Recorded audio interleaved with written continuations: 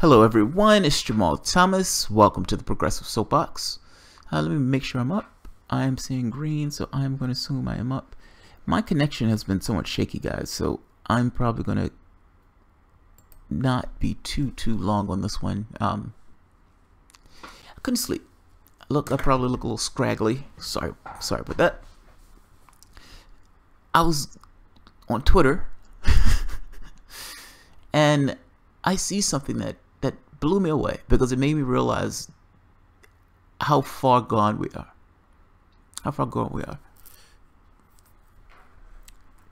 This was, let's see.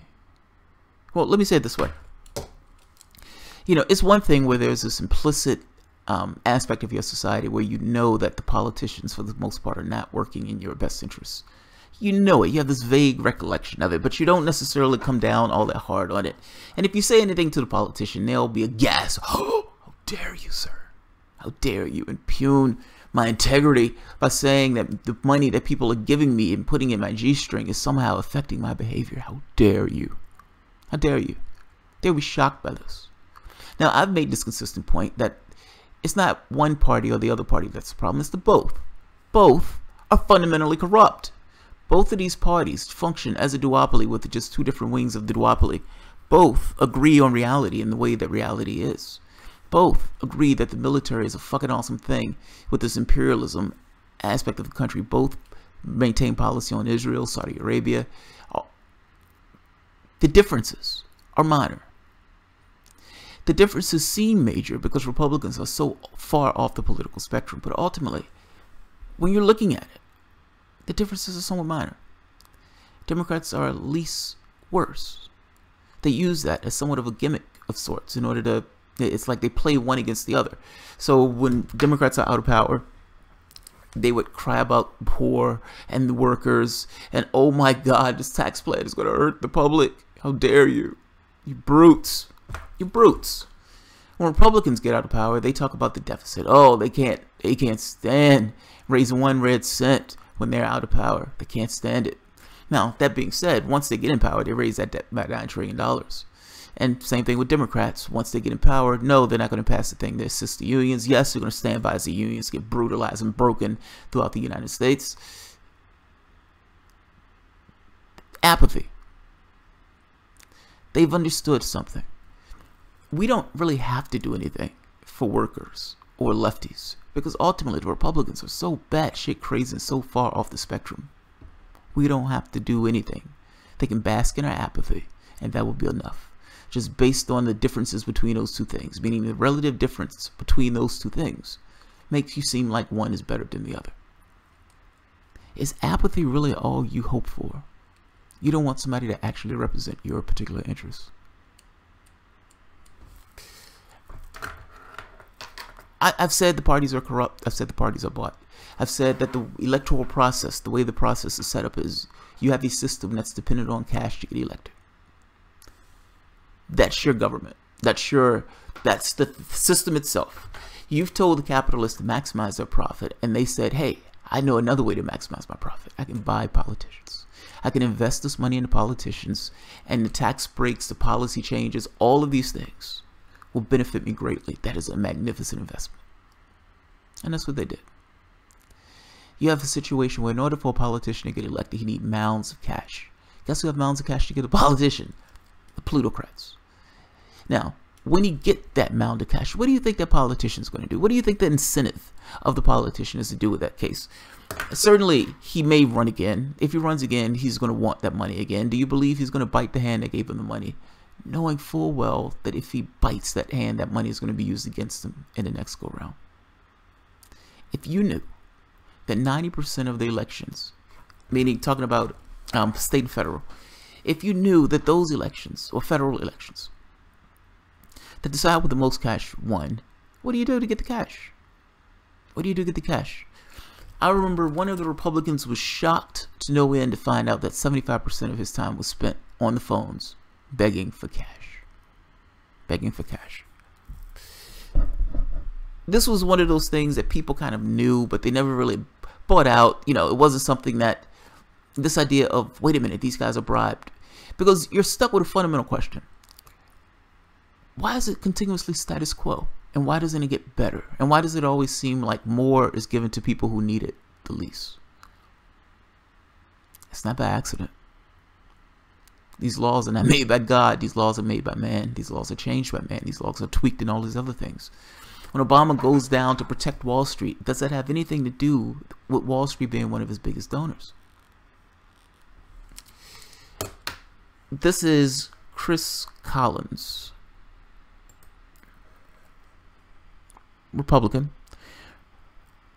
Republican Chris Collins, a New York Republican, said donors have told him to pass the GOP tax bill or don't ever call them again. Give us those tax cuts. Do you know that 60-something% of those tax cuts go into the top 1%? Pass that bill or don't call me again. We want our tax cuts.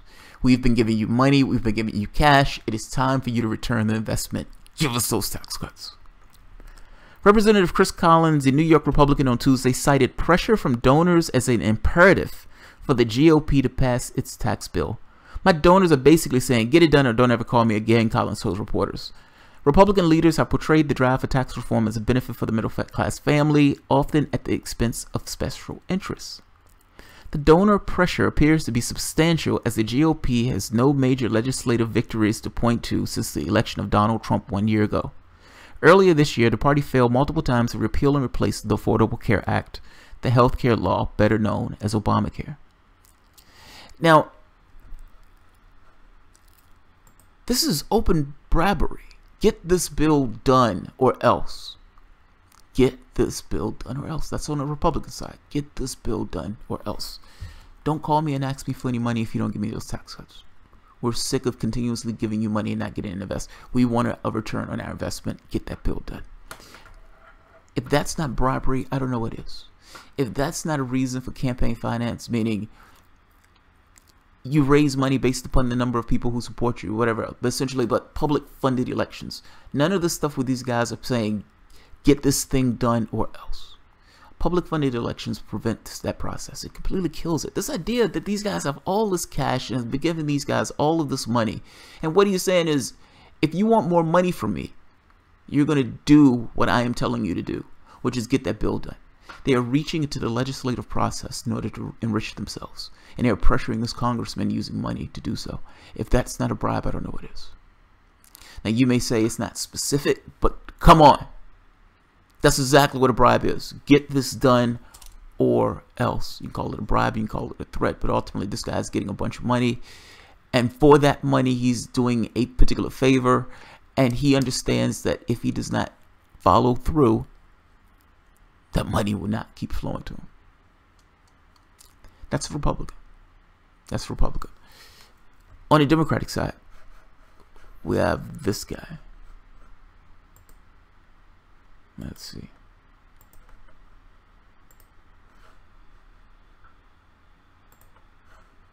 People want to be rich. So is it the right message that the Democrats are going with? It's so effing wrong. Whoa. I've talked to Schumer. I've talked to Wyden. I've talked to Pelosi. And said what? And I said, if you use the term billion again, I'm done. Why? Because it's aspirational. I didn't start with anything. Just penalize everyone that's done well. We all want to do well. And we should be the party of doing well. Pity the billionaire. Pity the billionaire. Oh, I told him to shut it up. I called Nancy and Chuck and he called all of those people and said, I will shut my purse strings if you bring up that billionaire talk again. If you talk about class at all, I will shut my purse strings. This is a situation where a person with all the money in the world foaming at the mouth, angry because other people are bringing up this idea of class distinctions. Class is the conversation you should be having. He's calling one Democratic leader after the next to tell him, shut up. Shut up. Do you want this cash? Then you're going to shut up. This is open bribery. They're not even hiding. It's not even a situation where people are pretending as if, you know, how dare you impeach my integrity, blah, blah, blah, blah. Billionaires and millionaires have gotten to the point where they've moved the conversation so far to the right that they would just openly say, if you do this, you're not getting any more money from me. If you can do that, who's really in charge? If this guy, this foaming at the mouth, beady-eyed billionaire or millionaire, well, how much of money ever he has more money than he needs to stuff down his gullet. If that guy, if he can in any way influence the party and tell just this 1% of sorts, the tail wagging the dog, then you no longer have a government. Your government is fundamentally corrupt, and your government completely follow the whims of people like this snarling maniac. The conversation with the wealth inequality that we're having in this country that you need to have is about class. If the Democrats can't have that conversation about class because of guys like this saying, if you have that conversation about class, you're not going to get any money from us. Who represents the workers? Who represents the workers? Let's be honest. If you as a party, you say, I'm going to pass health care. You're the Democratic Party. You're supposed to be the left party in the country. You get in office. And what you come up with is Romney Care. A Republican plan, by the way. You're supposed to be the Democratic president. You're using a Republican health care plan. I guess what I'm saying is, if you're being very honest with yourself and you're looking for a solution to healthcare that actually handles healthcare, not this market-driven solution, how do we deal with the situation of providing healthcare for each and every person in this country? That's a technical question. That technical question is not answered by Romney Care. That's what I'm saying.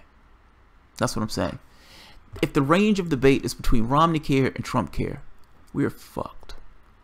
We're fucked.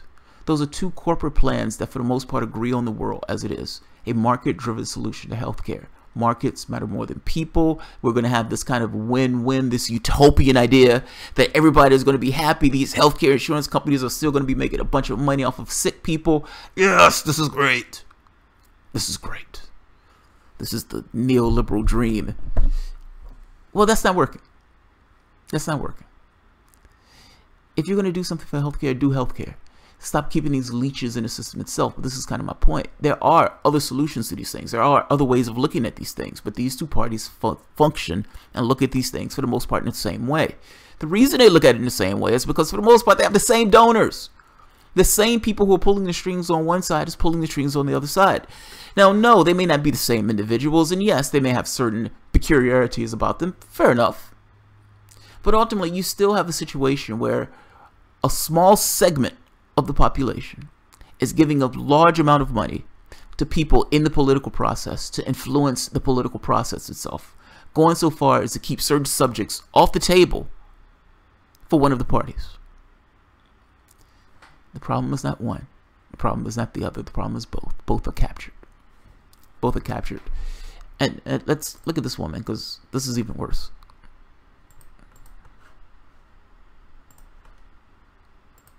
With all of that controversy in two of the major Democratic presidential primaries, why have they not been eliminated altogether? Because when people sit down and think about it, they realize that if you want your Democratic president to be effective, you want that president to be somebody that the members of the House and the members of the Senate and the governors and the party members can work with. And that it's not just about elections, it's about governing. We are one party, and the way the Constitution was set up, you need the president and the Congress getting together. All you need to do to understand how important this is look at what's happened to President Trump. So do you think the elimination of the superdelegate process would lead to a Trump on the Democratic Party side? I think that the entire political system has become vulnerable to people like Trump, who have no business being president of the United States by virtue of experience and, more importantly, by virtue of temperament. And that we have opened ourselves up to a very dangerous situation where basically kind of charismatic people can capture a political system, even when the other actors in that system know full well that that person is not capable of being president.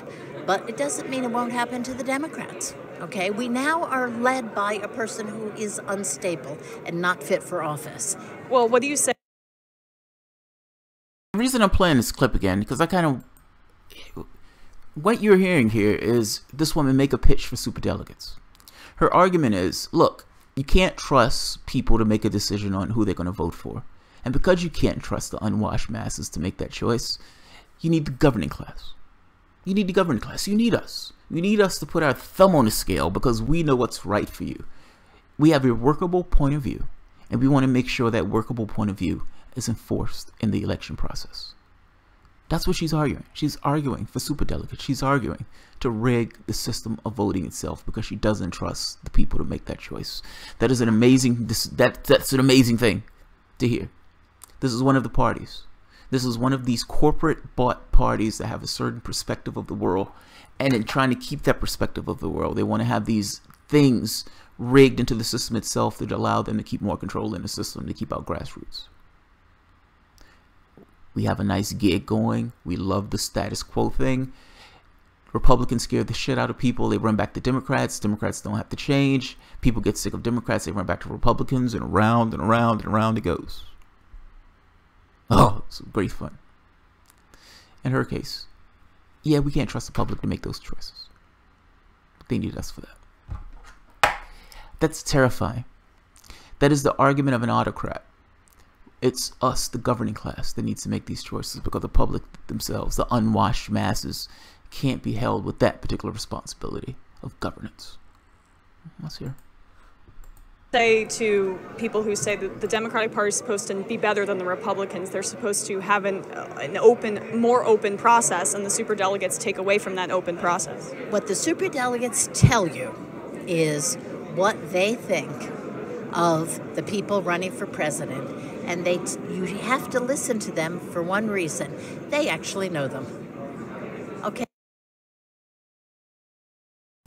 And again, just to put a fine point on it, that's not the reason why we have to listen to them. I don't give two shits what Howard Dean thinks. None. I don't care what the lobbyist thinks. We have to listen to him because one vote is equal to thousands of other human beings. That's why. They sway an election based upon the gravity of their vote. They're super delegates. You've given these guys, you put an S on these guys' chests. That's why we have to listen to them. That's why we have to listen to them. It's not, oh, they know these people, and because they know these people, that's why you have to listen to them. No, you've instantiated in the rule set that you have to listen to them. Just based on the volume, just based on the weight that you've given them in this particular process. Okay, the voters don't actually know them. The voters can be fooled, as many Republicans were fooled by Donald Trump, and they now regret it. Okay, so you want in the process, you want somebody who actually knows the candidates and can evaluate them on the basis of their ability to govern. So look at it this way. You would not go to a neurosurgeon who was not validated by other neurosurgeons, right? You would not get an electrician who wasn't accepted by other electricians. This is a very important office, and we are choosing somebody with no input from. This argument is bogus. This argument is bogus. Politics is not a technical profession. My critique of somebody, if the person who I'm working with in software, if I build something, he comes behind me and he's critiquing me from this kind of standardized view of software. How do we build software? What pattern did you use? Did you do X, Y, Z? How did you build it? But he's not coming at me. He's not looking at me and critiquing what I did or evaluating what I did based upon some random thing that he just feels. This is coming from some kind of standardization of sorts. Politics is not built that way. Politics is built with biases. People are giving you cash. People are giving you money. There's certain things that you yourself want to accomplish. Let's be honest. This is not, it's not like an engineer. It's not like a neurosurgeon. Those things are very, very different. It's like apples to bricks. So yeah, that doesn't fly. Howard Dean may have a vested interest. All of Vermont, the majority of Vermont, voted for Bernie Sanders. Howard Dean ends up voting for Hillary Clinton. Now, should we really, come on. To have a state go in one direction and then to have that one superdelegate say, yeah, I don't care what that state does. I'm going in the other direction. People have biases. Not just have biases. People have financial entanglements with some of these people. Politics is not built on some kind of standardized format. Politics is built often on relationships. You have to trust that the person is being earnest in the way they're acting. And do you honestly trust any of these politicians to be earnest actors? It's amazing. Trust us. We're the governing class. We're the people who know what you're supposed to do. You have a corporate system, 2 bought parties, plutocrats openly buying politicians. They don't even hide it anymore. This woman comes out saying, I think we need to be able to put our thumb on the scale because I don't trust the unwashed masses. We have a particular point of view that we want to keep a certain amount of continuity between one section to the next. Meaning the people who we're going to give the superdelegates to have a certain point of view that we like. That's going to be the thumb. That thumb is going to be on that particular point of view. So yeah, we're going to try to proceed that forward into the next iteration of whoever takes office. Look, all I'm saying is I understand. I don't know necessarily my reach in regards to people who vote Republican or anything else. I would say in evaluating the parties, don't fall into this, back and forth of, oh, this party did this and that party did that. It's both. It's both. I don't care about the gamesmanship. I don't care about the labels on this. Both of these parties are fundamentally bought. Both of these parties are fundamentally corrupt. And until you deal with the money aspect, you're going to continuously have corruption in these parties. There is no situation in a functioning government where some guy should come on and saying, I'm not going to give you money if you don't vote my way. And that's both parties. That's both parties. It's fucking amazing. Absolutely amazing. It's 12:30. I can't believe you guys are up. Let's see. You seem to think that the Democratic Party is better than Republicans. I don't.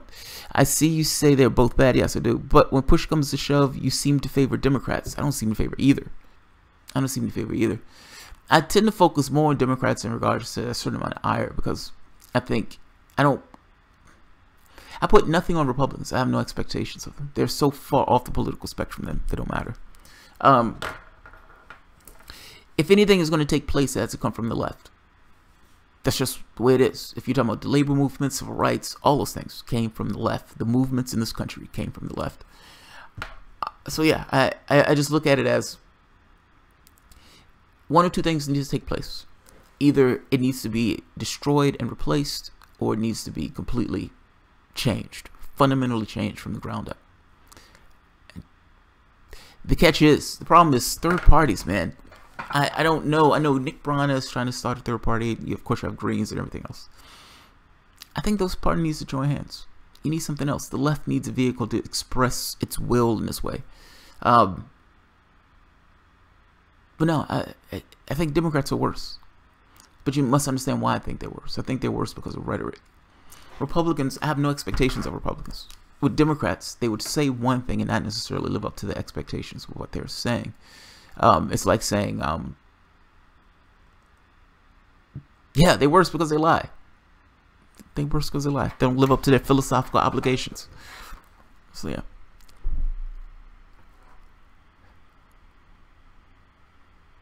Try Pazzo. Jamal is on the left. Democrats are supposed to represent the left. His preferences likely ends there. Yeah, it's okay to talk about them, but the distributions aren't real. The distinctions are marketing. Hello, Jerk. Yeah, mostly. I mean, come on. Like I said, it's one thing if you're going to make an argument and say there are no distinctions between those two things. I don't think you can say there are no distinctions. There are distinctions. There are minor differences between the parties. That's just being honest. Yeah, there are minor distinctions. But mind you, they agree on, for the most part, the way the world is. You're talking about military. You're talking about the capitalistic system in and of itself. Yeah, they agree on all that stuff. They moderate themselves slightly a little bit more to make themselves seem more amiable to what the public wants. But they're way off the fucking spectrum also in regards to what the public wants if you're talking about independents and lefties. So, yeah, I don't favor either on this one. I think I'm more annoyed at Democrats, if that makes sense. I used to, being somebody who grew up for the most voting Democrat, African Americans, you don't have two parties, you have one party in this case. And then you hit this kind of awareness of, oh my God, these guys are crooks. These guys are not living up to what they say to live up to. And it annoys the shit out of you. If anything, my feeling for Democrats runs more hot than anything else. I'm apathetic towards Republicans. I don't care, if that makes sense. They cheated Sanders. They cheated Sanders. That pisses me off like nobody else. That pisses me off royally. So yeah, I don't have this love in my heart for the left or the Democrats in this case. Dax Jacobson, Republican voters are greedy, racist, asshole. Both parties have different forms of the same corruption. Democratic voters have a host of problems. Yeah, agreed, Dax. I agree with that. Triapazo, I'm agreeing, so I get it, but the two strategies on the left to achieve change are hostile takeover from within or fighting the Democrats from outside the party. One must know that enemy or that prey to win. Look, I've always said, don't vote for somebody who doesn't represent your interests. Fuck the labels. If the person is not going to represent your interests, they shouldn't get your vote. I say that to mean you don't reward bad behavior. If a Democrat is this milquetoast Democrat that's just been propped up, he shouldn't get your vote. If the guy's going to represent your interests, I don't care the labels. I don't care the labels. That party needs to fully understand that it can lose based upon the number of people who have fled that party. Until it understands that it can lose, it has no reason to change. No. It starts with no. It starts with no. No is a revolutionary thing in this case. What tends to take place, however, is people get terrified of the Republicans and go running back to the Democrats. As in Virginia. So. The workers must represent themselves for the time being. We must create new structures as we did in the 20s and 30s when workers formed new types of unions. Yeah, that's true, but we also had we had socialists, communists, we had all these other things in the 30s and 40s, or 20s and 30s and 40s. Woodrow Wilson destroyed the labor movement, put Eugene Debs in prison, and broke socialism, or broke the socialists, at least for the time being, up until the point of the war. By the time FDR comes in, though, you have unionists, socialists, communists, you have all sorts of parties in the United States. You have something that's actually pushing against the Democratic Party. FDR, in the same way that, I think, if I'm not mistaken, Theodore Roosevelt had this belief of, if we continuously fuck people over in this way, something else is going to come up. And it's not going to be this kind of peacenik trying to save capitalism thing. It's going to be a complete overthrow of the system. These guys don't have it. Our current day and age don't have that thought. So, I don't know what those structures are. I don't know what those structures are. Maybe the beginnings of all those parties that are formed, like DSA, Democrat Socialists of America, Socialist Alternative. You have a lot of different groups that have started to form up. But I don't know what those groups, I don't know the impact of those groups. Let me say it that way. But I would say all those groups should form up. They should form up. They should work together. The funny thing is, in theory, government has the power to take the money from the billionaires by force. They have no problem taking it from the poor. I know! That's an amazing part. Here's the difference. Candidates are just human beings. Those candidates, as human beings, also have this thing of status and this thing of need and everything else. If you create a system where the candidates themselves, yes, those candidates have powers when they're in that office, but ultimately those candidates still need to get into that office. What are the relationships you create in order to get into the office in the first place? If you have the purse strings and these guys are beholden to you because of profits, it completely decapitates the political process. You're a captured government. You can't even call yourself a representative of government at that point. A representative of 1%. It's not only billionaires, it's foreign interests, both public and private. Agreed. Emma is beyond vapid on TYT, can go lick Donna's boots for more access. What? Emma is beyond vapid. TYT can go lick. Oh, I like Emma. I'm not going to say that woman, but she's awesome. I like Emma. Robert Fouquet Ray. Because when they actually think about it, which please do I look stupid? That's funny. Brom SL1. Dim exit means you're not relying on establishment and thus have a better chance of succeeding. Brom, yeah, I've supported the dim exit thing. I've supported it. You got to coalesce. Like, it has to be something that coalesces around something. It's like dim exiting to what end. I've always said that the dim exit thing, yes, you need another party. Yes. But the dim exit in and of itself is a threat. Like, whether or not you form the other party, just by virtue of you willing to say no and being loud about the fact that you're saying no, matters. The Unity Commission. The Unity Commission. Yeah, it came from Sanders, but if Sanders had no clout, meaning they didn't think that those people would leave, they wouldn't be having a Unity Commission. The them exit thing is a powerful motivator. I'm sorry, it just is. I know people take issue with it, saying that it's people going and sticking their thumb in their ass in a corner or something. Whether your decision to do or to not do is both a decision. Whether you support the system or whether you pull yourself out of the system, that is a choice. That's a decision. I mean, that decision is not purely just, I am voting for this person or that person. If it feels any better, you can go and write somebody in. But it does influence the system, whether that force is implicit or explicit. John Carpenter, JT, remember when one key Democrat said they didn't need primaries and their leadership could just pick the candidates? Yes, I do. That woman sounds very close to that. Translation, if people can't be trusted to pick the right candidate, they need Hillary to force it upon them. Yes, Luca, yes. Muslim lover of peace, man. Go ahead, Muslim lover of peace, man. Ron Messer, one very true statement. Crocodile Hunter missed one. That's funny. They just tell you what they think, man. What are you talking about? What are you talking about? What are you talking about? I must have missed something.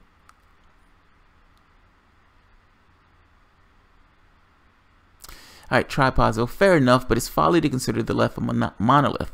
Just as it's wrong for those people critiquing you to view the RT as a monolith. Don't become what you hate, my friend. I don't think I'm critiquing. You lost me on that one, Trapazzo. I must have missed something. Zico Moon, man. Yeah, corruption. Yeah, corruption. It's the most widely known secret on the planet. The most widely known secret on the planet. It's fucking amazing. Yes, what they think and enforce it on you. Yeah. We're going to choose her. We want her. That's who we want to be with. We want it to be with her. I find all this to be amazing, man. They don't even hide it anymore.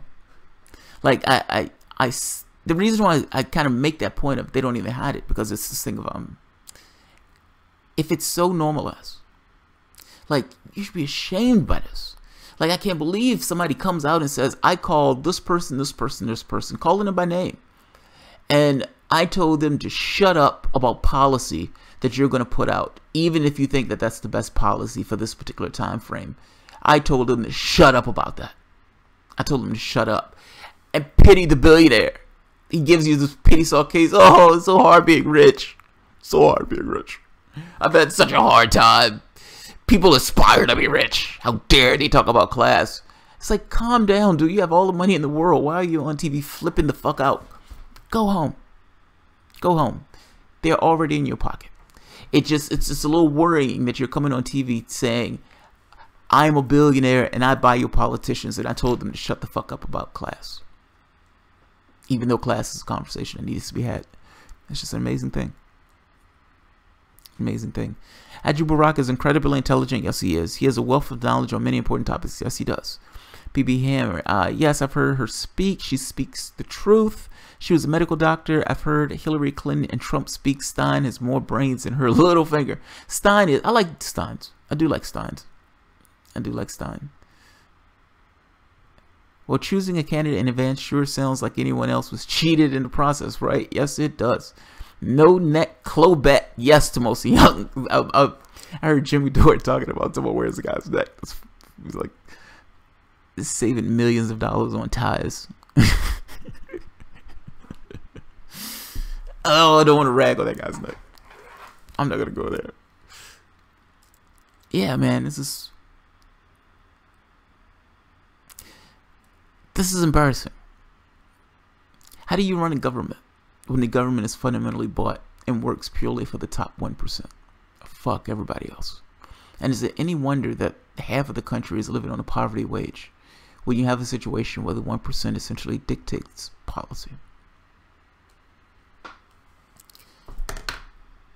It's no wonder that the range of debate in regards to healthcare was Romney care, Trump care.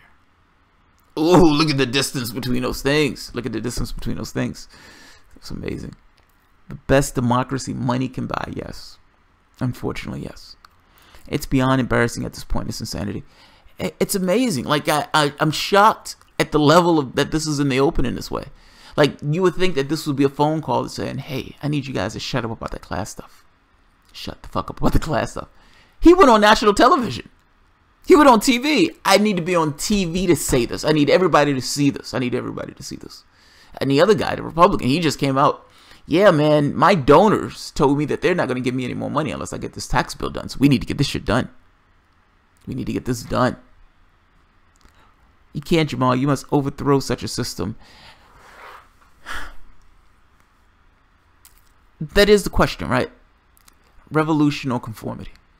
Ultimately, that's your question. Revolution or conformity? Are you able to change the system by playing the game space in order to contort the system by winning the game in this way? Instantiating what you yourself believe to be the better society, or a better focal point of the society? Or do you have some kind of hostile, emancipatory overthrow where all these people run to the post office with their pitchforks? I think revolutions are messy. What I'm stuck with is this overwhelming sadness, because I don't think we can change our system. I suspect we're going to hit a cliff and we're going to hit a rock. And once that hit that rock, at some point, the system gets reorganized after a large amount of chaos. But people are ensconced in their point of view of the world. Like they're like robots. They think that they're functioning as individuals, but they're not. I mean, granted, all of us to some degree are. And so I'm not trying to exclude myself from this. I'm just saying there is a difference between people who, at the very least, acknowledge that their world is wider than the world that they perceive it to be. I may be saying that wrong, or I may not necessarily be making that clear. I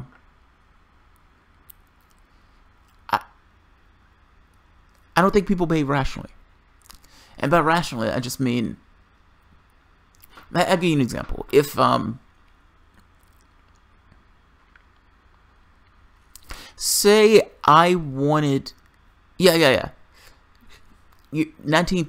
1920s, whatever, and you come up with an idea to start a burger joint. You said, I'm going to get hamburgers, and I'm going to sell those hamburgers. And you say, I'm going to call it fast food. I'm going to name my place McDonald's. And you open up a little restaurant that allows people to come in, get hamburgers, and leave. Now, you doing this, the point of this is not to make hamburgers. The point of this is to make profit. The hamburgers is a means to an end for you to make that profit. Somebody walks into the store, they get their hamburger, you give them the money in a drive-through. And again, the point of this is to make profit. The point of this is not to serve nutritious foods. You want people to buy your food. Fat, sugar, salt. I just need it to be tasty. It doesn't need to be nutritious. Same thing with the rest of the items on the menu. It needs to be tasty. Doesn't need to be nutritious. This proliferates because people are busy. They're trying to get from point A to point B, and they start eating this. And you find out in your sandbox world, your sandbox society, people start getting overweight. 60% of the population, let's say 70%, 60%, let's say 60%, find themselves to be overweight and have a difficult time maintaining their weight. Even the ones that aren't overweight per se are larger than what they should be by a few percentage points. Now, the person who did the restaurant, based on his societal standards, his society said it's perfectly okay for you to start a restaurant, and your job at this point is to maximize your profit. So he did what his society told him was perfectly okay to do in order to maximize his profit. The person who's busy and doesn't have a lot of time and going from point A to point B and stops by and eating that food, are they wrong? They're not necessarily wrong. Yes, they've started putting on weight, but again, you've had like 50-60% of people putting on weight. You can't necessarily blame the individual if you have that number of people putting on weight. At that point, it's somewhat of a systemic thing, even if that individual thinks he's functioning on his own accord. What happens when those people start getting ill? Now, you can't necessarily attribute it directly to the hamburger, but certainly we know that the things that we take in us oftentimes are expressed in illness later on. Air, food, that type of thing. So this guy's making shitty food and giving people shitty food. He doesn't care about the repercussions of the shitty food. They're eating that food. Those people, from an individual standpoint, say, "Oh my God, my weight is over. I'm gaining too much weight. I need to do something about my weight." From a systemic standpoint, though, even though that person thinks he's an individual, that person is multiplied by what, 50-60% of the population. They just see themselves as individuals. From a systemic standpoint, it's not them as an individual at that point. If you have that many people doing it, for the most part, that is the way that particular human being, or that's how human beings function in society. You can't say it's purely an individual thing. The point I'm getting at here is, you have another problem with this is, now they find out that the hamburger that the person was getting, the meat, the animal agriculture, in order to supply those hamburgers, was raping the globe and is causing ecological damage equal to the damage caused by oil companies. So in order to make that hamburger, even though that guy's not necessarily doing anything wrong by the standards of his society, the food that he's making is causing environmental damage that's adversely affecting the climate and adversely destabilizing the ecology in and of itself. Some of the people are gaining weight, other people are getting ill. He's making his cash. He's externalized the cost associated with him making his cash. Who's at fault? Is it him? Is it the person who's buying his food? Who's at fault? Is it the farmer who's doing the animal agriculture? The system is telling people that they need to maximize their profit. That person who works and who's busy going from point A to point B, who doesn't necessarily have time to cook and everything else because they're working 50 hours a week and they have kids. You can't blame that guy. If all of these people are gaining weight in this way, for the most part, this is how human beings function in that particular system, just by virtue of what's taking place in that system. It's exponential. It's not, it's not conceptual at that point. This is a system. You have this number of people, and 6% of the population is gaining weight based on the behaviors of that particular system itself. The problem in that case is the system itself. People don't evaluate the system in that case, though. They look at each individual actor and say, this particular person is gaining all of this money at the expense of everybody else, as if that guy is bad. They may say that this animal agriculture thing is destroying the environment, all these things. But they don't necessarily associate all of those things with the system itself. The system itself is telling them, maximize your profit. It's software.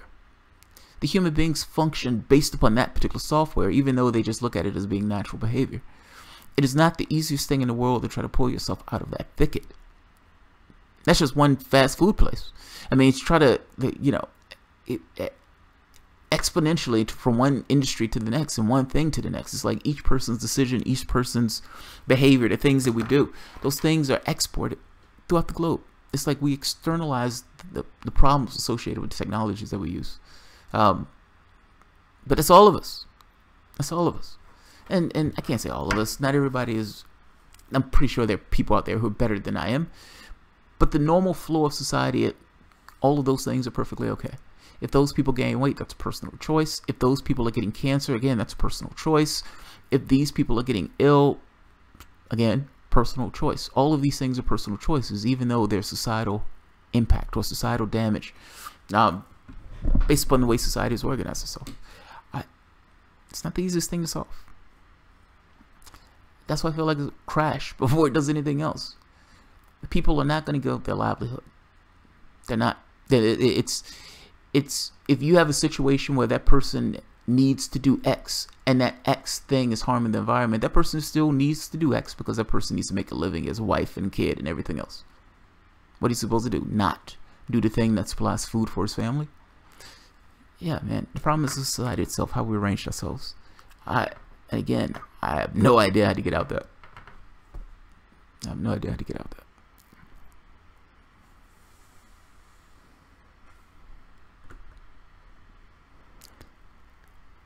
Let's see. Most Americans are practically made of corn. Yeah, we are.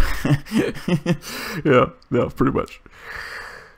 PB Hammer, Bernie wasn't cheated. He clearly had an agreement with the DNC Hillary Clinton campaign. They had to rein him in when he got out of hand at the end of the primaries and WikiLeaks. We never knew what that was. I mean, I know they said rein him in and everything else, but we didn't know what that agreement was. I suspect that agreement was not doing anything to harm the candidates. And the reason why I suspect that, so Michael Tracy released this document showing that there was this thing of trying to get the candidates to not harm the other candidates. If that makes sense. It's like, if you're running in the race, if you sign this, you're not allowed to attack the other candidate in a way that would harm that particular candidate for the general election. Meaning, you're constrained in the way that you run your election. It's amazing. It's amazing. Brom SO1, BB Hammer, yes, it was the Democrats that cheated us. I'm not falling for that shit again. Yes, it was the Democrats that cheated you. Yes, it was. I donated as much as I could to Bernie, but I had knocked on 100 doors and made hundreds of calls, which I think was much more valuable. Fucking A. Fucking A. I met the nicest people by canvassing for Bernie. Other Bernie supporters, just amazing people who were hurting, and some have very little but still gave Bernie $5. That says a lot about the man. Yeah, it does. It does. When I went to one of the one in Philadelphia, it was a rally. It was a Bernie Sanders rally, and you know, you see just Trump rallies, and you just angry, hateful people. These people are terrifying. I don't know the world that these people are living in to behave in this way. And you go to Sanders, and it's a love fest. It's like it's fucking hippies. And I don't mean hippies in a literal sense, but you go, and it was cold in Philadelphia. I left for work in order to go. I took a train up to Philly. And you're standing in the line. The line wraps around the block twice. This massive, massive building, and the line wraps around the block like 2 or 3 times. And you're standing outside for 5 hours. Literally 5 hours in the cold. And you're just talking to the people who are around you. And everybody's happy. Everybody's bubbly. Everybody's excited. It was a love fest. It was a love fest. You felt connected to each and every person who was there, because ultimately each and every person who was there had a certain tenor that you recognized. You understood it. Otherwise, they wouldn't have been there in the first place. It's, I think one of the hardest things being a human being is sometimes this feeling of being alone. Being alone. What's that woman's name? I can't think of her name. She says, "I'm not lonely, I'm all right." I think that's a fucking awesome line. But being alone, meaning if you're in pain, it's regardless of somebody standing by you, somebody could be standing there holding your hand. You are experiencing that all by yourself. It's constant, whatever this is, and you're experiencing those things all by yourself. And all I'm saying is, it's something. Think of it like music. Yeah, music is a good example. Why do people fall in love with musical artists? Like, why do people get to the point of saying, "Oh my God, I love that guy. I love him." Michael Jackson would touch somebody, the pedophile, and they would just weep and cry. And it's like, why are they crying? Why are you behaving in this way?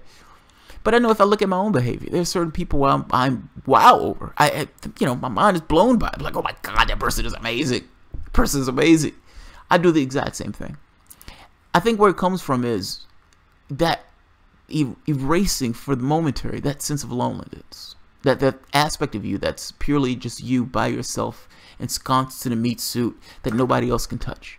And for that one fleeting moment, oh my God, that person understands me. I felt that exact same way. I understand exactly what that person was feeling, and in this moment, we are kindred spirits.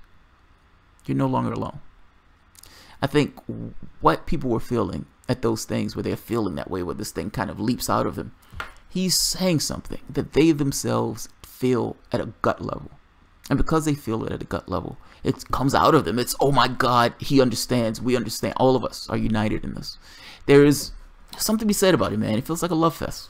It feels like each person understands some aspect of the other person. Even if you don't understand the totality of the person, the very fact that they're there, there's an aspect of you that is similar. It's a love fest. It was a love fest. Yeah, it was an amazing rally. I almost missed my train. I tried to wait till the last minute. Bernie Sanders went out and was talking to the crowd before he came in, because the entire place was full and you still had thousands of people outside. He comes in and just rocks the house. Comes in and rocks the house. Yeah.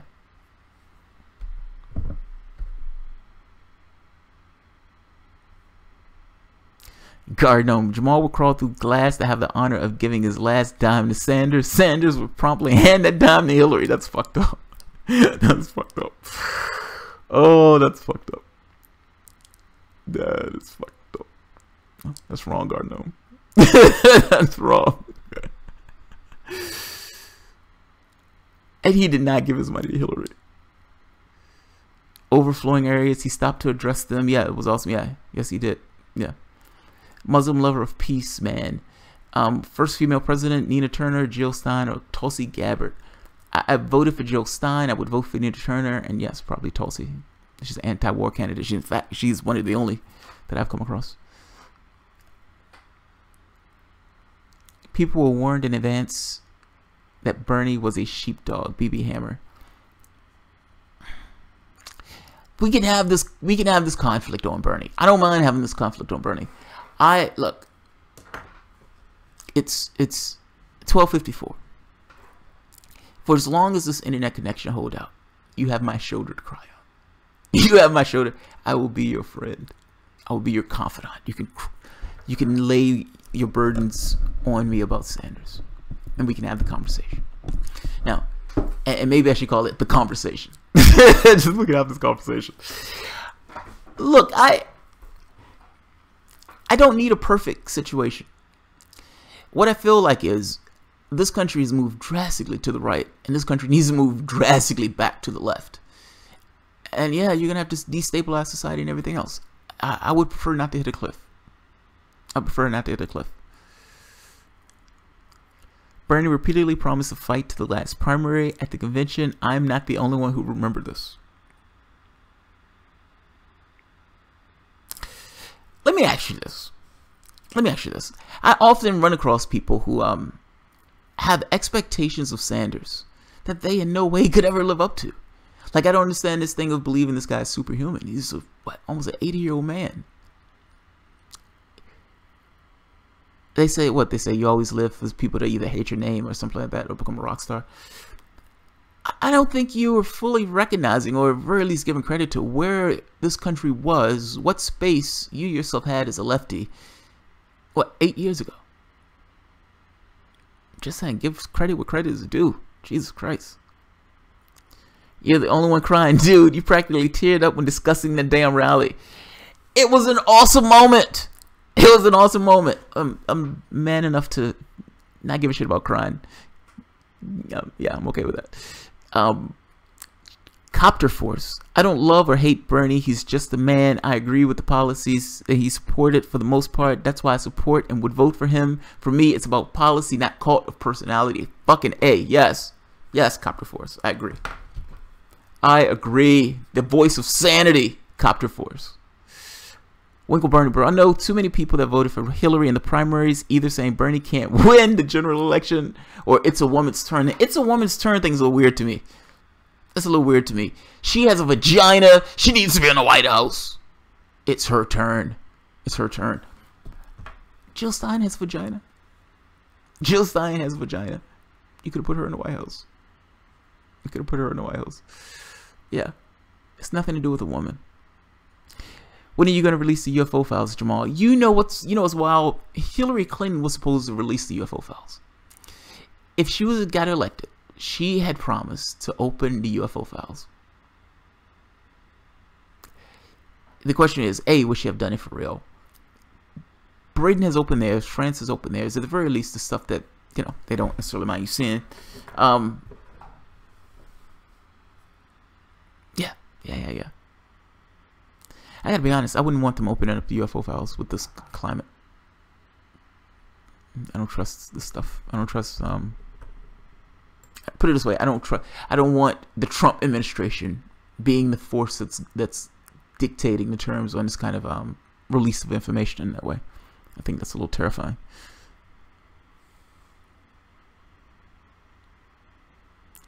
Garnome, your take on Bernie is not 100% rational, dude. You have all those emotional attachments. I don't know what emotional attachments you're talking about, Garnome. Trudy, it's more important to have a vagina than honor or integrity. I like to use the word integrity. It's like, what's more important, your vagina or your integrity? Clearly the vagina. Clearly the vagina. Yeah. Lorms, it's mostly young. It was an honor to vote for Jill Stein. God damn it right, Lorms. Yes, it was. Agreed. Muslim lover of peace, man. Jamal, how do we get corporate money out of Wall Street government? Not doing the same thing we've always done. I'll tell you that much. Look, I go with the no argument. The no argument, Nomika Kantz may not necessarily see the value of that no argument. She used that no argument when she was in that debate, when she was trying to get this thing of open primaries. Either the parties themselves need to understand that they're not going to get your support. unless they toe a particular line, meaning there needs to be a fundamental level of integrity in the way we go about our politics. Oftentimes, you can't necessarily blame people in this. If they work 40, 50 hours a week, if they're busy, and Lord knows if they don't have a job, oftentimes they're dejected, they're not necessarily more into the political process. You have this society that these people are so vulnerable that looking into politics and looking at the higher issues are off the table. Off the table. They're just trying to survive. I gotta be honest, man. I don't know. I mean, personally, I think you would need something to represent labor full-throatedly. None of this piecemeal stuff. None of this big tent stuff. We have a very specific interest that we're trying to represent. We're representing labor. And run with it. You have Democratic Socialists of America. You have other groups. The question is, can those groups coalesce in a way that takes power? That is fundamentally the question. Now, here's the thing. And I know people don't like me saying this because I have some detractors here in regards to how I see Sanders.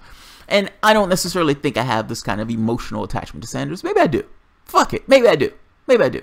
Fair enough. I'll take that. I'll own that. Wear it like armor and it can never be used against you. My emotional attachment to Sanders is not, but I don't think it's what you think it is. It's a recognition of, yes, this guy did something that was fucking amazing. And I think it's a little fucked up that the moment that he doesn't necessarily toe the specific line that you guys want him to toe, you're willing to dust him into the trash bin. Purely without the context of the situation that he was encountering. You've heard me rage out over Sanders. Yes, I've called him a sheepdog because I think that's exactly what he is. But is it possible to any degree that's possible that Sanders is working his own strategy in the same way that Democrats are working their strategy? He is clearly running in 2020. Weaver, the arguments that they were having at those meetings were clearly designed to pave the way for him to be able to run in 2020. They're opening up a war on those fronts, and they're trying to make progress. If Sanders wins, this is why I'm vote for the person who represents your interests. I'm not ideologically on this. If Sanders wins, he fundamentally changes what it means to be a Democrat in the same way that Jeremy Corbyn has fundamentally changed what it means to be labor. That is a big, massive fucking deal. That is a big deal. And this is what I would say this. All of these cynics and detractors, yes, Garnome, I'm talking to you. Put down the picture of Hillary Clinton. Yes, all of these detractors. If Sanders ran again in the primaries, not only would you be sending your dollars and your nickels, you would vote for him in the primaries and you would vote for him again in the general election. That's my prediction. I think you guys can talk tough all you want now. I think brass tacks, when it came down to it, you would do it. You would go and you would vote. You may not tell anybody. It might just be between you and your God, but you would go out there and you would vote for that man. That's what I think. All of you. All of the haters. All of the haters. All of the haters. Bromwell said, when Bernie shifted the political narrative and people finally waking up to what's really going on, that's huge. Thank you. Thank you. Thank you. Jamal, can Sanders win the White House without the AIPAC? Yes, he can. Yes, he can. And keep in mind, he's Jewish. He's Jewish. He's Jewish himself. He'll get AIPAC support. I mean, look, AIPAC wants a lapdog. They want somebody, for the most part, who just toe that particular line. And Sanders has been very clear that he wants to deal with the Palestinian situation. So that's a sea change. This is kind of my point. I am optimistic on that front, believe it or not. But all of those things is kind of this kind of optimism that's dependent upon this taking place, this taking place, this taking place. Let's wait and see. Let's wait and see. But what I will say, though, is if Sanders is in the primaries, it will be a war in 2020. Part of me is excited. Honestly, part of me is excited when I talk about this. And yeah, I probably do have emotional attachment. Part of it's to Sanders. Part of it is this feeling of, oh, it's an interregnum. It's an interregnum. You have the opportunity for change. If Hillary Clinton would have won that election, you would have not had this opportunity. You have the opportunity for fundamental change. And providing Donald Trump doesn't start a fucking war or doesn't do anything stupid, then the gamble for him being in that office would have been worth it, because you would have been able to fundamentally change what it means to be a Democrat, and you would have fundamentally changed politics in this country. Not to mention dragging the Republican Party back to the left. Part of the reason that they've fallen off the spectrum and gone insane in this way is because Democrats have moved so far to the right. What do you think the Republican Party was going to do when Democrats moved to the right? Do you think they were just going to shake hands and be like, hey, I'm glad we agreed? No, they're going to get further gains. We're going to move further out. We're going to move further down the political spectrum. We're going to be off the political spectrum. We're going to be rabid because you've allowed us to be rabid. You want us to be rabid in some way. Us being rabid allows you to scare the shit out of your voter base. This stuff is a scam. This stuff is a scam. And yes, Sanders upsets the apple cart. I think he can win. I would be shocked as shit if he lost. Yeah, I'd be shocked as shit. I don't even want to encourage that one. You know, he was coerced to support Hillary Clinton. No threat will be too vile for oligarch candidates. Trudy, maybe. Maybe. I don't know. I don't like to think of in those terms. I think you can put the screws to somebody without necessarily having to threat physical force. Yeah, you can put screws to them politically. You can definitely put the screws to them.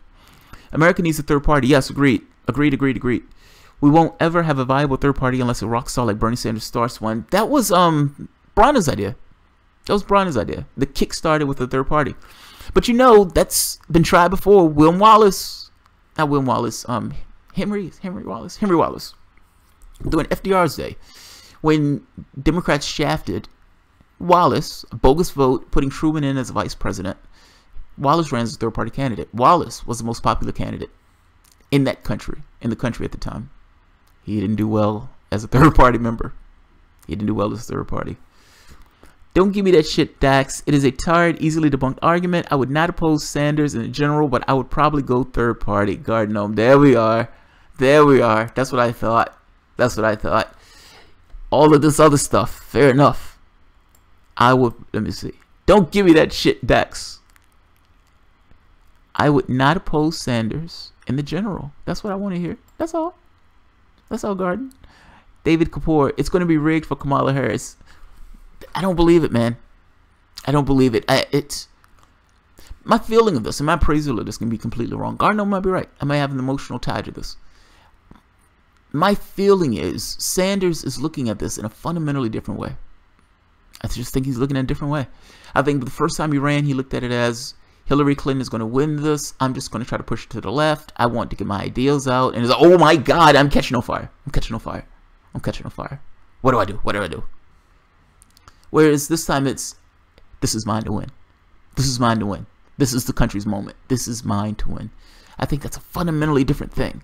I really do. I think that's so different.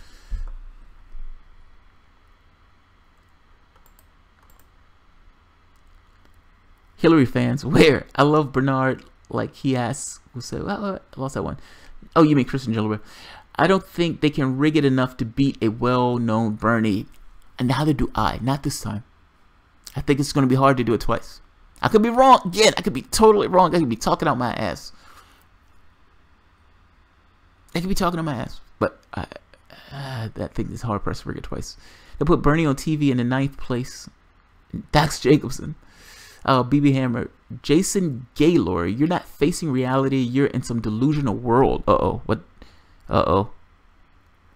Garden, I don't understand people like you. He's a progressive. He has policies that will lift 99%. We need another FDR in that White House, and Bernie is that. I would proudly vote for him. Yeah, Jason Gaylor, I agree. I don't know what's his name is talking about.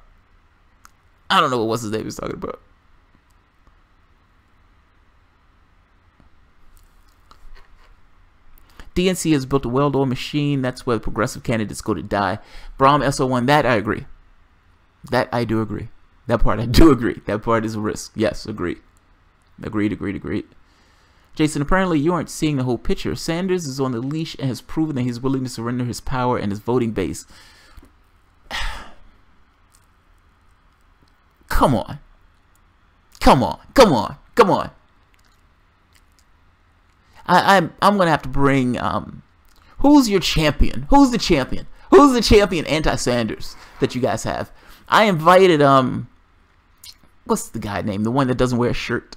I can't think of his name. Zach, the shirtless pundit. I invited him on to do his Sanders thing, to give his anti-Sanders rant. Who's your champion? Give me your champion. I would invite your champion on to give that Sanders rant. Give me your champion. Sir. Yeah, he didn't give up his list. That's my point. They're making shit up. They just find anything to throw against the wall. Shirtless pundit, he went batshit crazy. Oh yeah, Robert Pukeri, the champ is here. The champ is here. Kayvon K. Oh, you don't want me to run. You don't want me to run. You don't want me to run for dog catcher, let alone for anything major. Yeah, who's your champion? Give me your champion. I would bring him on the show and we can have this conversation. Give me your champion. Mr. X, what scares me most is that if Bernie runs as a Democrat, he would have to do the bidding of the puppet masters. Well, no, not so much. Not so much. Understand, there's a video of Tom Perez and Bernie Sanders sitting side by side. It was on Chris Hayes. And Chris Hayes asked Bernie Sanders a question, and Bernie Sanders nearly goes into this bourgeois socialist argument, this foaming rage of a socialist in a capitalist country. Breathtakingly beautiful. I loved it. And he's like, the billionaires are on that back. We got to fight the banks. We got to do this. We got to stay united. You know, et cetera, et cetera, et cetera. It was Bernie Sanders. You ask Bernie Sanders anything, Bernie Sanders will tell you exactly what to think. They go to Tom Perez, and Chris Hayes is like, Tom, it seems like you two are saying different things. Like, he's very clear. Bernie Sanders is a bad guy. Like, when Bernie Sanders says what he needs to say, he points the American public at a bad guy. Now, whether you think this bad guy is right or not, he has a bad guy. He has somebody who you can point the finger at. What about you, Tom? Do you have one, Tom? He's like, oh, Chris, I think that's a false choice.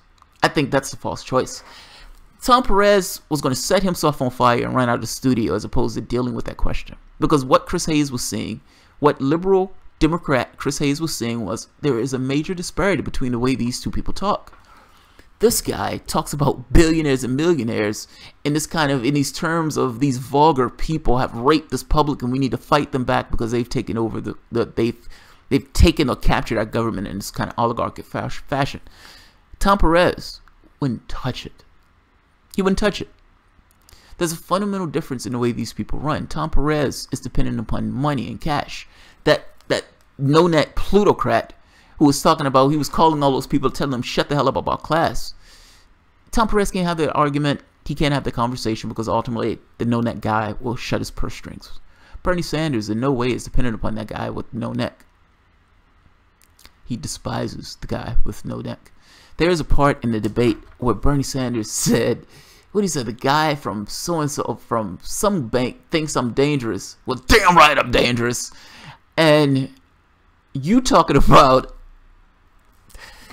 yeah, their power base is different. That's all I'm saying. They have a different power base. They have a different power base.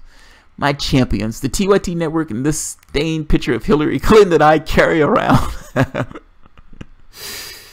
Touching himself inappropriately to a stained picture of Hillary Clinton. That's gross. That's gross, dude. That's gross. Local commentator, Jamal will have an astrologer in the White House like Nancy Reagan.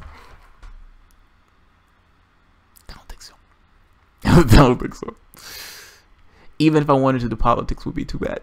Brian Tam, Bernie supported Hillary over Trump because it's intelligent to know that any other candidate would have been handing it to Trump, and he had much more leverage on getting Hillary to at least try to do something.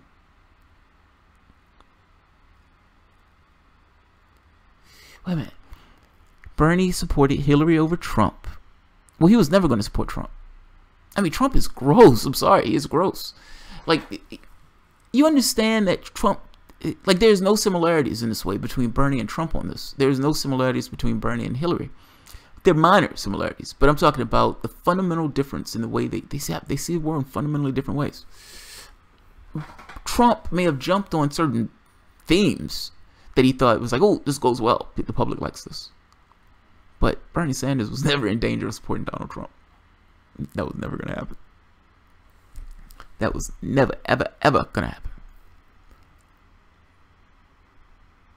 Yeah, Bill was polling up, cluttering the polling locations. BB Hammer. Angel Willery. I love Zach. I share his anger and outrage after last year. I don't trust anybody, and I trust facts and evidence on issues. Yeah, I don't dislike Zach. I'm saying this in a really joking way when I'm saying I'm calling out. It's like, who's your champion? Show your champion. Look, man, everybody had a certain reaction to what took place in the primaries. All of us are somehow broken from that experience. Let's be honest. Again, I have a shoulder. This shows therapy in some degree. Yeah, a lot of people are pissed off. I'm pissed off. I'm still pissed off, if I'm being honest. When I think about it, it pisses me off as if I'm right there in the moment for it. That may be the emotional attachment that I have to Sanders. I suspect it's the emotional attachment to what I had for this idea of what we could be. It's not Sanders. Sanders was an avatar. It's what was the potential for this country, and that potential being dashed, not because she just lost, because it was cheated. That's the difference. That's a painful thing. The pain of a man. I'm just going to grieve. I'm grieving on camera. Uh-oh. Debbie equals the champ. Uh-oh. I'm scared. I'm scared. I don't want it. I'm scared. I invited HA on the show, by the way. HA sent me a nice letter. He sent me a Twitter. He said, hey, I saw your video. He said, I saw your video. He says, I respect your opinion. He says, if you want to talk about it, you know, we can talk about it. And I invited him on my show. I said, hey, you can come on my show anytime you want, anytime next week. And he says, well, hey, why don't you come on my show on Monday? I was like, well, why don't we split the difference and both of us go on each other's shows? I don't know why. I feel itchy. I feel sketchy about it. No, AJ is fine. I don't feel sketchy because of him. It's just, I think I like my own space. I think that's what it is. Yeah, I don't think Debbie... Look, Debbie may come on and have that argument, but you got to understand, I only have like 5,000 subscribers. Debbie has like 40,000 subscribers. I've invited her on the show once before. She did come. I couldn't tell if she was coming because she wanted to be on the show or if it's, I'm just being too nice. You know, I'm just being nice, so I'm just allowing myself to come on the show. I don't like people doing stuff purely for my own interests, if that makes sense. Like, I don't like this thing of, and I'm not saying this is what took place. In my head, this is what's going on. Like, what's going on in my head may not have any distinction to reality at all, a connection to reality. But I invited her on the show the first time. And if I invite somebody on the show, I kind of want them to be on the show. Like, I want them to want to be on the show, if that makes sense. Not a, okay, he invited me on the show, so I just go. There's a difference. I don't think I have the clout to invite her on that way. But if that's your champion, she's always welcome. She's always welcome. And she would lose. She would lose. She would get pinned. I'm teasing. I'm terrified of that woman. At least in this conversation. Trump isn't destroying the parties. He's recreating the Republican Party into a nationalist party. Brian Tan, yeah, to some degree, I can believe that. But he's just a Republican. The stuff that he's been doing is just Republican policies. He's just grotesque. His tone is so over the top. Invite Sixto Hammer 666. I don't know much about Sixto Hammer 666. I'm going to check out his content. You're like the third or fourth person I've heard say something about him. Gardome, if he had done that, Bernie would not have spent 1/1000th the time on TV he did this year. Yeah, agreed. Like, whatever you guys want to say about Sanders, whatever you want to say, to some degree, the fact that you're still talking about him, the fact that he's still relevant, is some indication that whatever he did was right. Whatever he did was right. Now, unless you can find a better path that would have led him to a better position, you can critique at that point. But come on, he's the most popular politician in this country. He's gearing up for a run on the White House in 2020. He started our revolution that has been attacking the Democratic Party relentlessly, even going so far as being putting up candidates. Many of these people have been socialists getting elected all throughout the country. That's him. Like, whatever you want to say, all of that's him. That's his influence. Give the man credit for what he's due. That's all I'm saying. I understand being annoyed or perturbed with him because he didn't necessarily toe your line or the line that you wanted him to toe.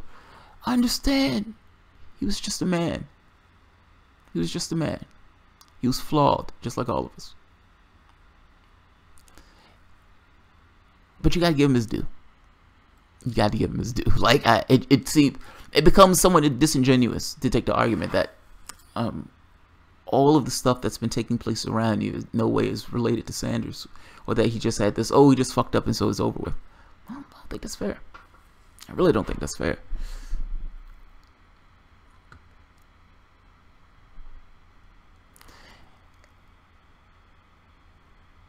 Yeah, I think he's a decent guy too. Yeah, I think he's a decent guy. Jason Gaylor, he didn't surrender. He did what he said he was going to do when the primary began. He didn't break his promise, and that was primaries to stop Trump. Can't fault him for that. No, you can't. I was annoyed by it, but no, you can't.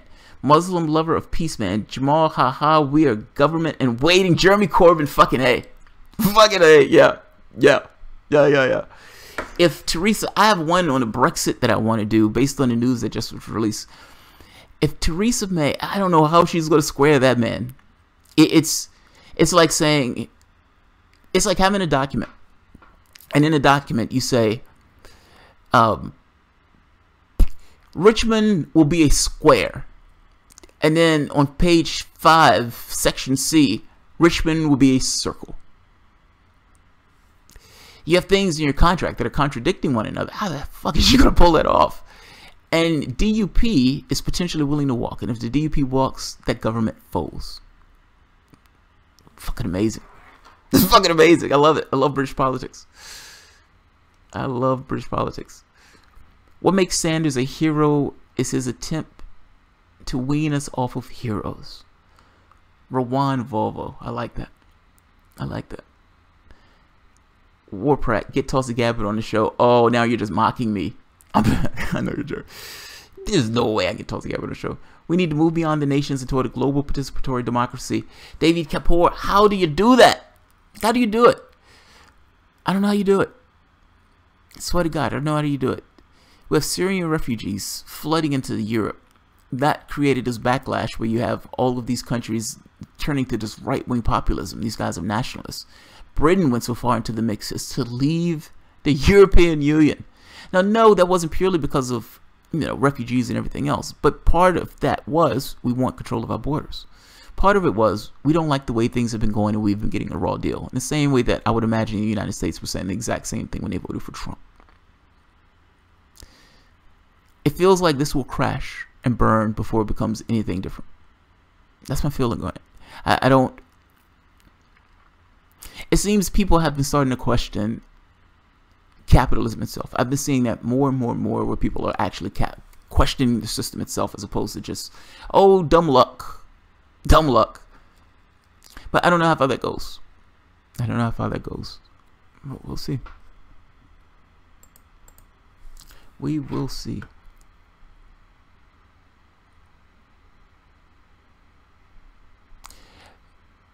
Does anyone ever actually thinks H.A. Goodman or anyone else like him is a reporter? So it depends on what you mean by a reporter. Like when he was going over WikiLeaks, yeah, he was the Johnny on the spot for WikiLeaks. When I wanted to know anything about WikiLeaks, H.A. was the person I went to for WikiLeaks. He knew that shit like the back of his hand. He slept in WikiLeaks. He was awesome in WikiLeaks. Look, when I started this, there were a few people who, you just bump into, end up in a sandbox. I understand where H.A. comes from, which is part of the reason I think why I actually like H.A. There's a certain amount of spunk associated with somebody saying, this is a problem, this problem needs to be tackled, and I'm going to go balls out to tackle this problem, and I'm going to hit it head on. I don't give a shit what people say about me, I'm going to hit this problem head on. Because he's not wrong on this, by the way. He's not wrong. The Democrats are the problem. Republicans are so far off the political spectrum, but the reason they're off the spectrum, in large part, is because of the failure of the left. The Democratic Party and what that party has become. This party is philosophically supposed to represent the 99%, the poor, the indigent, the decrepit, the workers, the unions. At the point where deals were made and these guys started to listen more to corporate interests and they started to take more cash and everything else, the voice of the workers was silenced. 90% of the population no longer had a voice. And ultimately, a lot of part of the population was blackmailed to support the Democratic Party because of how rabid and crazy the Republican Party had become. You had a society that essentially was held captive. It was almost like they had a gun to your head. Vote Democrat or else. Or else. That strategy failed this time around. That strategy has been failing all throughout the country. Is there a rebalancing at some point where their legitimacy kind of, it's like your ability to get elected, your viability to some degree is your legitimacy as a candidate. if you guys can't get elected and if you guys are losing seats to the most rabid, batshit crazy Republicans, why are you in government at that point? Where's your legitimacy? Where's your legitimacy? So, yeah, it's... I don't know how that changes. That's all. I don't know how you wake people up. It does seem like people are becoming more aware of that stuff. But what are those numbers? And to be honest, do you even need a massive amount of numbers? I mean, is it possible that the rest of the public will go along with you because you are something fundamentally different? And if you can show that you can win, and win, I mean, legislative victories. And even if you can't necessarily get the legislative victories where the public can see that this guy is going to bat for us like nobody's business, you can change things. It has happened before. It's not beyond the realm of possibility. It's just sometimes hard to see beyond the context that we're in. That's all. Yeah, it's just hard to see beyond the context that we're in. But yeah, he's not wrong, man. Anything that needs to take place through the left. And if the only vehicle that we have in this country is this corrupt, lying party that cheated one of the candidates, completely undermined representative government, and still to this day claims that it needs to have this ability to put its thumb on the scale because it can't trust the unwashed masses, then yes, HA is right. He's right. He's attacking the party because he thinks the party is more important as a source, a thing that needs to be attacked. God bless. I don't disagree with him. I don't disagree with him. I don't have this stick-to-itiveness in this way, but yeah, I can't say I completely disagree with him.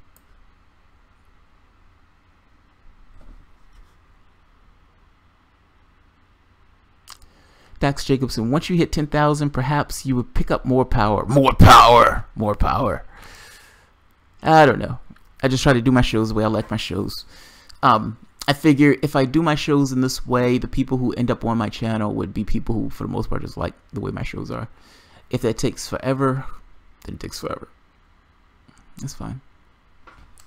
It's fine. I do want to expand the channel. That's more of a time thing, though. It's like working and then coming home and doing this. It takes up time. So, but yeah, I do want to expand. I do want to expand. I enjoy this. Well, clearly I enjoy it. It's been a shitload of time doing it. Jamal, please get on the Jimmy Dore show. You guys are vastly overestimating the people who know me. Nobody knows me. Jimmy Dore doesn't know who I am. Now, that said, I did interview Jimmy Dore once, by the way, at the People's Summit. At the People's Summit. That thing got a shitload of views. But yeah, Jimmy Dore doesn't know who I am. Yeah. Jamal, do your thing to build and they will come. You're growing 5,500 subscribers. Nothing to sneeze at. Oh, it's not bad. I am not complaining. I am shocked as shit that people show up, to be honest. Yeah, I'm shocked as shit. Garnome, Jimmy knows who you are. Jimmy does not know who I am. Jimmy doesn't know who I am. There's no way he remembers me from the short interview that he gave. And then in that interview, the person who was with him was like, all right, that's your 2 questions. We need to get out of here. We need to get out of here. No more questions. No more questions. War Pratt, I voted Trump but love Jamal. Why? Because he is real. Oh, thanks, War Pratt. Thanks, War Pratt. I try to be honest. I just try to be honest. I don't want to do this thing of I think you have enough people who are hacks. I just want to be honest. I just want to be honest. So yeah. David Kapoor, Jimmy knows who you are. I don't know why y'all think Jimmy Dore knows who I am. Dax Jacobson, Jamal, I saw you on Tim Black and thought someday maybe this guy would be setting bombs together to stick it to the man. Stick it to the man. Eat the rich. Eat the rich. That's funny. He's setting bombs together. That's funny. What was up? The Breakfast Club was setting bombs during the Vietnam War and tried to get them to stop the war. Incorrect. I've heard him parrot your talking points. He listened to Debbie and I said, all right, so here's the thing. I've heard that too. And I thought to myself, that sounds like me. That sounds like something I've said. Yeah, I've heard that too. I wasn't sure. There's no way to know. Yeah, there's no way to know, but who knows? Jamal, have you heard of Destiny? He's a Twitch streamer that holds debates. You should try to talk to him sometimes. I've never heard of him. I don't think I even have Twitch.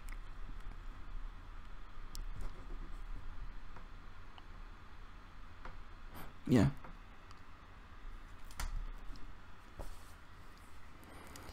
Intellectual honesty. At least I try. I try to give context. The esoteric soapbox, political analysis, and metaphysical speculations. Oh, yes, I like that. I like that. That's exactly what it is. That is exactly what the show is. Somebody said, this is the oddest channel. It was like, you know, you have politics like 90% of the times. Then you're talking about Star Trek. Then you're talking about music. Then you're talking about movies. Then you're talking about metaphysics, about aliens or whatnot. And then you go back to politics. It's like this is a seamless whole. It is a seamless whole, believe it or not. It's just me. It's just me. It's the shit that goes on in my head. Yeah, it's just me. It wasn't just ego, dude. He followed your points. Glad to hear you heard it too. Yeah, I heard it, but you know, it's one of those things you can never tell. I like Jimmy Dore.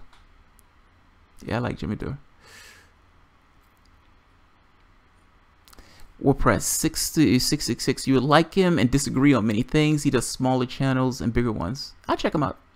Yeah, I check him out. I totally check him out. What's your favorite Star Trek?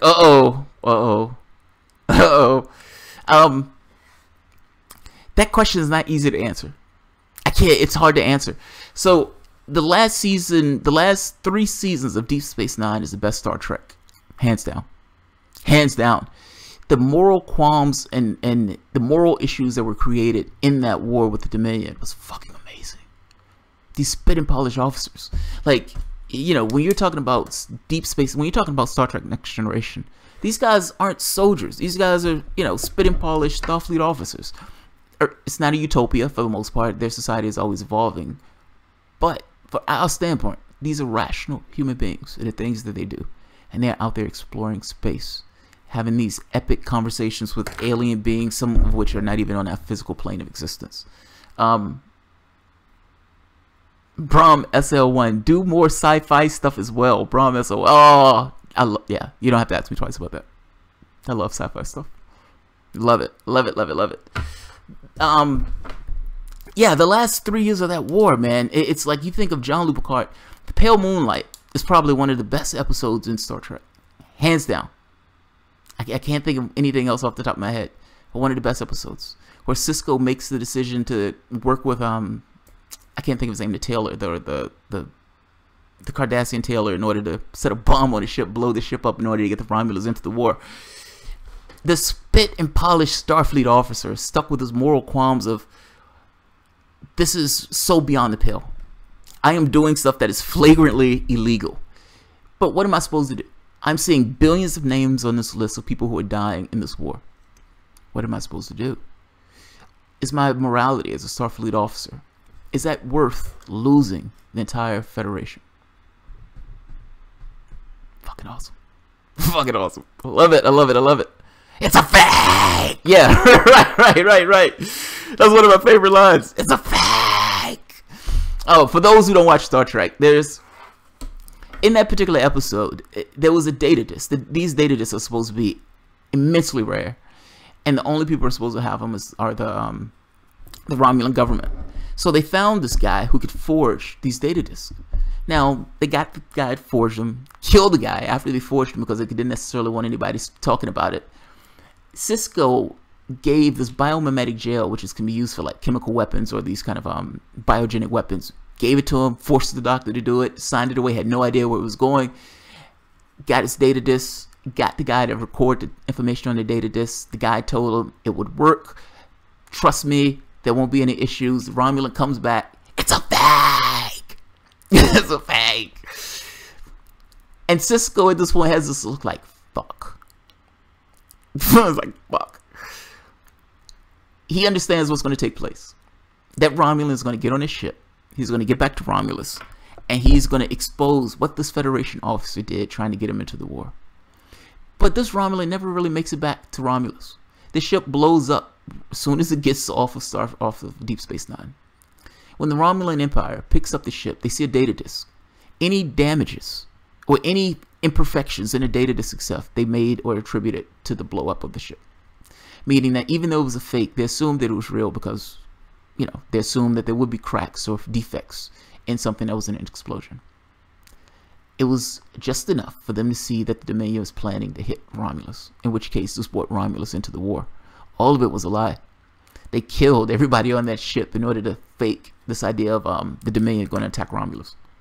Otherwise, the Federation was going to lose the war. All projections showed the Federation was going to lose that war.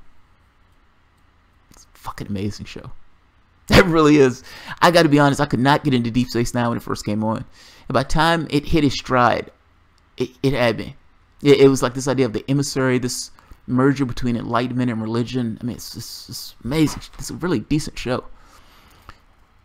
Yeah. Deep Space Nine. I like Next Generation also.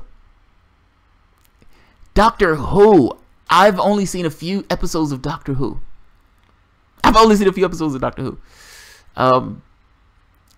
I found it fascinating. So there's this guy at Lore Reloaded. Lore Reloaded has a bunch of stuff on Doctor Who. I've gone through, I think, all his entire catalog of Doctor Who. So I can have a competent conversation about it. But I couldn't tell you details. I can tell you anything you want to know about Star Trek. But I love the Doctor and have wondered the same. I like the Next Generation movies. They're more or less faithful to the original. Yeah, they try to. They try to be. Okay, Brom, Hillary is the worst. There's according to some people, and you're not one of them. I get it. It's all about perspective, Brom. Jamal, would you do this full time if monetarily compensated enough? Oh, hell yeah. Hell yes. Jeremy Popolaski. I would love to expand this channel. I would love to. Easy. That's an easy choice. Between what I do versus doing this, I love doing this. And I mean, this is going from writing and this and everything else. It's just, yeah. I mean, granted, the whole thing with that is lifestyle. You know, would you have enough cash to make your ends meet, etc., etc., etc., that type of stuff. But yeah, I would. In a heartbeat. Wouldn't think about it, wouldn't have to think twice. Brom SL1. Trump is a goddamn monster, but he's the monster we need right now. We need a monster to push us in direct action or take back our government. Hillary would have done all her shady shit in the dark. Brom SL1, yes, I agree. Trump is a monster we need. I'm uncomfortable with that, even though I suspect that's true. If that makes sense. He's gonna hurt people, man. But so would she. The difference between those two things is people fall asleep with her in that office. They're ever present and aware when that goblin, Donald Trump, is in that office. Yeah. New ideas for the show. The Children's Sing-Along Hour with Jamal Thomas. I don't have any kids. I don't know whose kids are going to do that, Luca. Lauren, Jamal, start with Tom Baker as the Doctor. He's the great one with, I also recommend Firefly. I didn't like Firefly. So I saw the movie Firefly. I thought the movie was good. Josh Whedon, man. I love the way Josh Whedon does his characters. Like Buffy the Vampire Slayer, Angel. Angel I thought was better than Buffy. I fell in love with that show. It's funny when you watch those shows like 10 years later. Oh, they seem so cheesy. When you're out of context and you're watching the show. There's one of the episodes of Angel. Angel has a son. Angel's son is taken from him by this creature that jumps into the hell dimension. And his son in the hell dimension, there's a time displacement in the hell dimension. So when the son comes back, like, you know, a few weeks later, he's an adult. He's a warrior at this point. Like, he's a fucking monster. And somewhat depraved, missing his dad, and he has daddy issues, even though he's a superpowered being. It becomes an interesting dynamic with the kid on the show. Josh Whedon has this way of calling, like he would call Angel a champion. Buffy was the slayer. The other one on Firefly was the weapon. I love the way he names these people. He creates these people as items or as objects from this cosmic way. It's not this, I am naming you this. It's from a God's perspective, a cosmic level. This is what this person is supposed to be. I love the way Josh Whedon does that. But yeah, Angel, there's this last part of the show. It's one of the last episodes. And Angel's son straps a bomb to him and a bunch of other people and was about to blow shit up. Because he has daddy issues. He has emotional issues. Even though he's a superpowered being, he can fight, he's stronger, he can run, all this stuff. He has daddy issues. And they get to this point where Angel is facing his son. And he beats him. They go into combat, he beats him. And before they fight, Angel comes in, all these people are strapped with bombs. And he's holding on to the thing saying, you know, essentially it's going to kill everybody. But before he does anything, he talks. He opens up. And that's some of the best dialogue in the entirety of the show, in like the last season of the show. It's fucking amazing. But he's looking at his son, and his son is like, why'd you leave me, Dad? Why'd you let him get me? And mind you, Angel couldn't do anything about it. Like, this wasn't a situation where Angel could actually do something to save his son. Anything he would have done would have killed the kid. And this kid, in this kind of angry, but this kind of low-level anger, why'd you let him get me, Dad? Why'd you let him get me? Why'd you let him get me? Why'd you let him take me? And Angel's almost in tears, trying to explain to him, like, I didn't have a choice. I couldn't do anything about it. It's fucking good. That being said, I showed my wife, and she's like, this looks like some kind of cartoon. What the fuck is wrong with these people? Because it looks so out of date. Yeah, it looks out of date. All right, I'm babbling. I'm talking about Angel. I'm going to end this. All right, guys. I appreciate you guys showing up. To the people who gave Super Cash, I totally appreciate it. Thank you. It was always appreciated. Yeah, I end it here. All right, guys. If you enjoy the content, feel free to share, like, subscribe, and of course, you can always support through Patreon. Thanks, guys.